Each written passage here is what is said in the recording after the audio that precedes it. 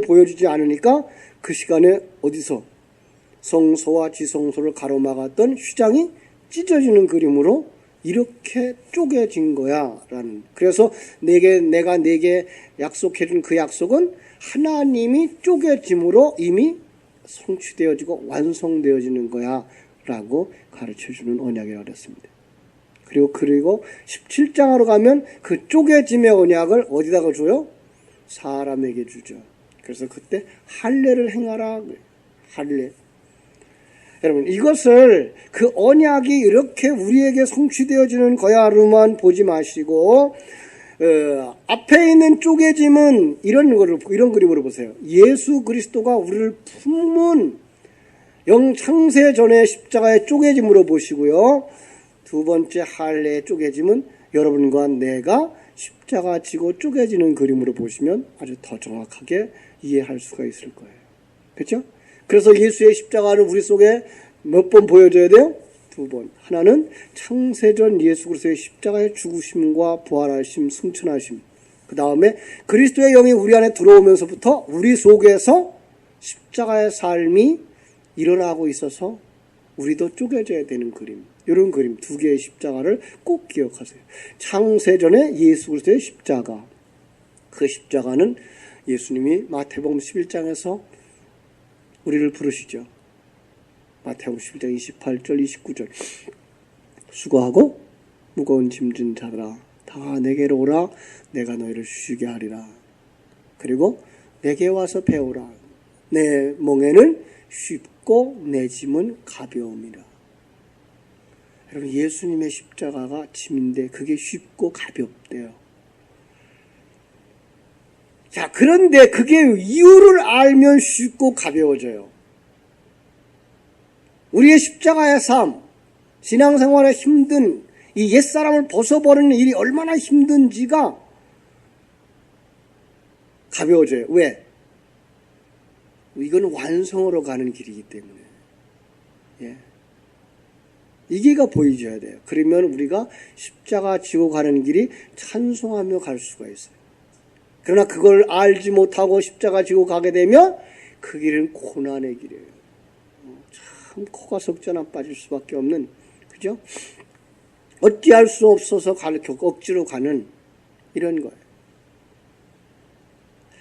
신앙생활을 하면서요, 제 생활의 변화라 그럴까요? 제 속에 있는 신앙생활의 그 표현은 이렇게 바뀌었어요.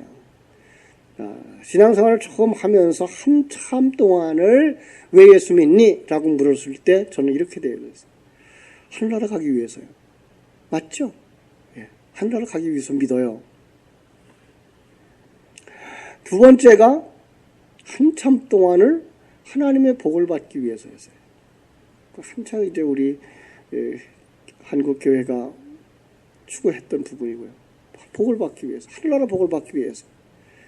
그러나 하늘나라 복이라는 말을 했지만 내 마음속에는 뭐가 있었을까요? 세상적으로 누리는 것까지도 포함되어 있었어요. 이것도 있어야 된다고 생각을 했어요.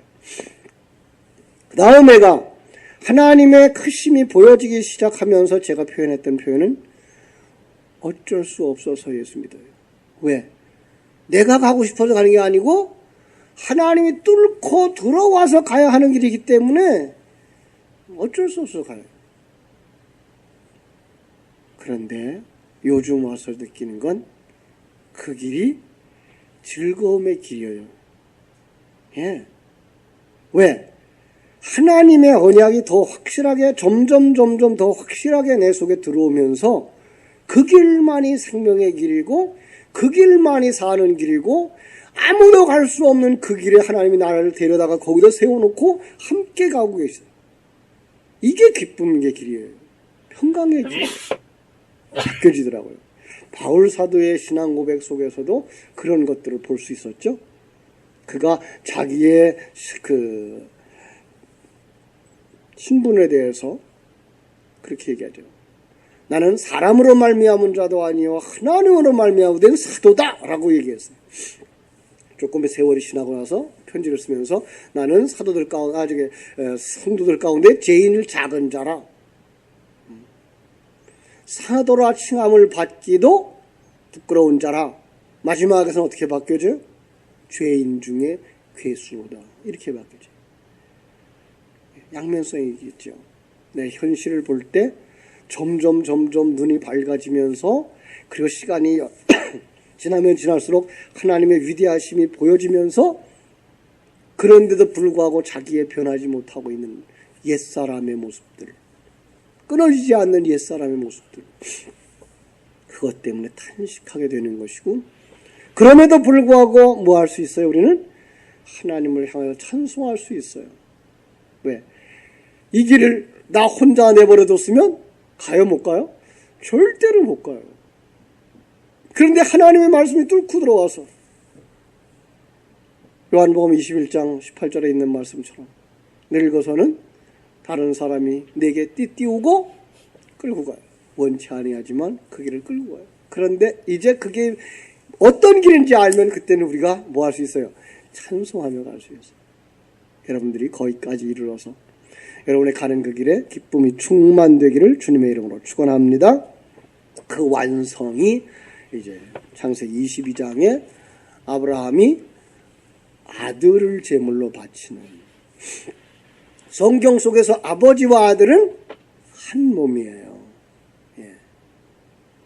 이제 우리도 이 땅에 살아가면서 자식을 나처럼 여겨요. 그래서 자식에 대해서 많이 화도 내고 자식에 대해서 기대도 많이 하죠. 그렇죠? 성경 속은 더 분명하게 얘기해요. 아버지와 아들은 하나예요. 그럼 아들을 바쳤다. 그럼 누굴 바친 거예요? 나를 드린 거예요. 그렇죠? 옛사람을 온전히 내려놓는 거예요. 네. 거기서 완성되어지는 거죠. 그런데 아브라함의 완성은 누구를 통해서 완성되어져요? 또 그 아들을 통해서요. 하나님이 약속했던 그 자손으로서의 대표자 예수 그리스도를 통해서 완성되는 그림을 이삭의 그 봉헌으로 아브라함이 완성되어지는 그림이고, 또 하나의 그림은 이삭의 완성은 뭘로 완성되죠? 어린 양의 드려짐으로 완성되어지는 그림을 거기다가 두 개를 그 폭에서 보여주고 있는 그림을 볼 수가 있는 거죠. 이것이 바로 예수 그리스도 안에서 완성된 우리들의 하늘나라의 복인 거죠. 그렇다면 아브라함은 이미 뭐 한 거예요? 창세기 12장 1절로 3절에서 약속하신 그것들을 다 완성한 그림으로 끝나야 되는 거예요. 그런데 우리가 세상의 눈으로 보면 그 약속은 이루어졌어요? 안 이루어졌어요? 안 이루어졌어요. 그럼 그때 하나님이 거짓말쟁이에요? 아니죠. 하나님이 거짓말쟁이가 아니에요. 그럼 하나님의 거짓말쟁이가 아닌데 그 약속이 이루어졌다 그러면 그 약속은 세상의 눈으로 보아서 완성된 그림이 아닌 뭘로 보여야 돼요? 영적 세계에서 완성되어진 아브라함이 보여야 되는 거죠. 그의 어떤 모습일까요? 그는 자기를 다 비운 자로, 예. 그리고 그 안에 하나님의 진리로 충만되어진 삶으로 그의 그림이 완성된 것을 22장에서 우리에게 보여주는 거죠. 그런데 또 하나 우리에게 이해 못하게 만드는 그림은 뭔가 하면, 그런데 불구하고 사라가 죽고 나자 그는 또 다른 여자를 취해서 자식을 하나만 낳은 게 아니라 많이 낳았어요. 이건 어떻게 설명해야 되죠? 그건 또다시 세상적인 면으로 보시면 돼요. 그 완성되어진 것은 사람의 눈으로 보인다, 안 보인다? 안 보이는 거예요. 그는 이 세상에서 마지막에도 역시 언제적 모습이에요. 신앙의 출발할 적 그 모습 그대로예요. 인간은 마지막까지 자기의 힘을 의지하려고 하고 자기의 것을 만들어내려고 하는 이런 욕망으로 가득 찬 삶을 살아요. 하나님의 은혜가 없으면 나도 그 자리로 갈 수밖에 없구나. 이거 아는 거죠. 우리는 그 속에서 하나님을 볼 수 있어야 되고 인간을 볼 수 있어야 돼요. 그죠? 부정한 모습, 그리고 성결한 모습. 그 다윗의 이야기를 통해서도 그 얘기를 찾아낼 수 있죠. 그죠? 인간은 처음부터 마지막까지 죄인이다. 그가 승리의 삶을 살아가고 있는 그 멋있는 다윗은 사실은 그가 잘난 게 아니고 그를 붙들고 가시는 누구의 일이었어요? 하나님의 일이었어요. 그죠? 자, 그 작은 물맷돌 5개로 골리앗을 쓰러뜨리는 그 일은 그건 그냥 인간적인 이야기로 설명하면 2번 다시 없어요. 그러면 그냥 누구만 훌륭한 자가 돼요? 다윗만 훌륭한 자가 되는 거예요. 그럼 성경은 그렇게 개인을 우상화하려고 만든 책일까요? 아니에요. 그 보잘것없는 그를 통해서 하나님이 악의 무리를 무너뜨리고 절대로 죽을 것 같지 않고 절대로 우리를 녹아줄 것 같지 아니한 옛사람, 이게가 골리앗이에요. 골리앗이 어디에 있어요? 여기에 있어요. 그게 작은 돌 뭐예요? 예수 그리스도예요. 예수 그리스도가 우리 안에 들어옴으로 말미암아 무너지는 거죠. 이 그림 어디서 또 볼 수 있죠? 우상, 그죠? 에스겔서에 나오는 우상, 작은 돌, 사람이 뜨지 아니한 돌, 이거 뭐예요? 하늘에서부터 온 돌, 그 돌이 발에 떨어지자 그게 무너지는 그림이죠. 그 그림을 통해서 다 골리앗이 무너지고 우상이 무너지는 그 그림, 내 속에 있는 옛사람이 무너지는 그 그림을 볼 수 있어야 되는 거죠. 그런데 그게 다윗인 줄 알아? 그게 다윗이 한 줄 알아? 그리고 하나님이 딱 벗겨 보여주니까 다윗이 어디로 떨어져요? 그냥 음란한 음행을 저지른 한 남자, 연약한 남자로 떨어지는 거죠. 그리고 거기서 철저한 회개와 함께 그 인생이 바뀌어지죠. 다윗의 인생 속에서 그래서 재미난 그림이 하나 그려져요. 마지막에 나이 늙었어요. 그래서 그 다음에 누구를 붙여주죠? 젊은 여자를 붙여줘요. 그런데 그와 잠자리를 같이 하지 아니하였다라고 말해요. 그건 뭐예요? 세상과 짝하지 아니했다라는 거예요. 마지막까지 은혜지요. 예.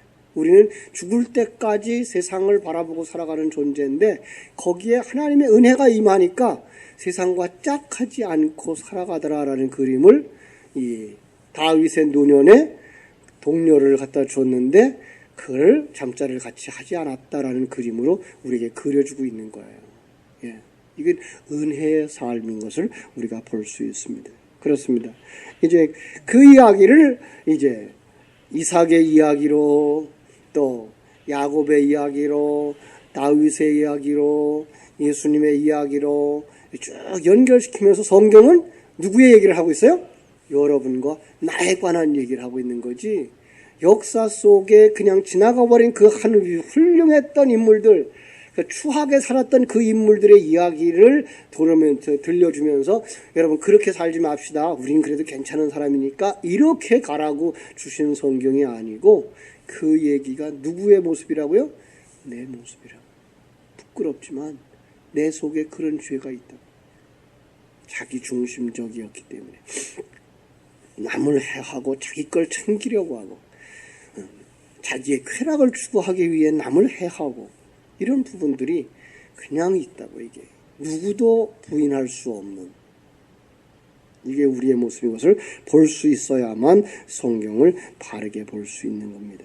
자, 오늘도 우리 26장에서 그 약속이 2번 주어져요. 한번 보실까요? 26장 2절부터 볼게요. 2절부터 5절까지. 창세기 26장 2절. 여호와께서 이삭에게 나타나 이르시되 애굽으로 내려가지 말고 내가 네게 지시할 땅에 거주하라. 이 땅에 거류하면 내가 너와 함께 있어 네게 복을 주고 내가 이 모든 땅을 너와 네 자손에게 주리라. 내가 네 아버지 아브라함에게 맹세한 것을 이루어 네 자손을 하늘의 별과 같이 번성케 하며 이 모든 땅을 네 자손에게 주리니 네 자손으로 말미암아 천하 만민이 복을 받으리라. 그죠? 하나님이 아브라함에게 약속했던 걸 그대로 가져다 주는 거죠. 그런데 그 과정 속에서 아브라함은 어떤 싸움을 싸워요? 이제 운물 싸움을 싸우는 거죠. 그죠? 진리의 싸움이에요. 그 진리의 싸움 점점 우리가 실패하는 것처럼 보이면서 그죠? 우물을 뺏기는 모습이죠. 실패하는 것처럼. 그런데 우물을 뺏겨요. 자, 우물을 빼앗겨요. 그러면서 어디로 가요? 넓은 곳으로. 다시 말하면 그 우물은 뭐예요? 예, 진리의 생수가 가득 차고 점점 차지면서 가득 찬 모습. 그것이 되어질 때 24절에서 하나님이 나타나 여호와께서 그에게 나타나 이르시되 나는 내 아버지 아브라함의 하나님이니 두려워하지 마라. 내 종 아브라함을 위하여 내가 너와 함께 있어 네게 복을 주어 네 자손이 번성하게 하리라 한 것이죠. 그랬더니 이삭이 거기에 제단을 쌓고 여호와의 이름을 부르며 거기 장막을 쳤더니 거기에서도 이삭의 종들은 우물을 팠더라라는 말씀이 나와요.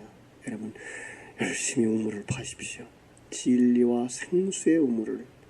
여러분 이것은 하나님이 주시는 겁니다. 그럼에도 불구하고 우리는 계속 파야 됩니다. 그 계속 파는 모습을 뭘로 표현할까요? 되새김질요. 여러분들이 받은 그 진리를 되새김질하면 씹으면 씹을수록 풍성해지는 샘물. 예. 여러분들 속에 그 진리가 충만되어져서 옛사람이 무너지고 옛사람이 벗어나고 여러분이 언제나 하나님과 동행하는 삶이 누려질 수 있게 되기를 주님의 이름으로 축원합니다. 기도하겠습니다. 하나님 우리 아버지 하나님의 크신 사랑과 은혜를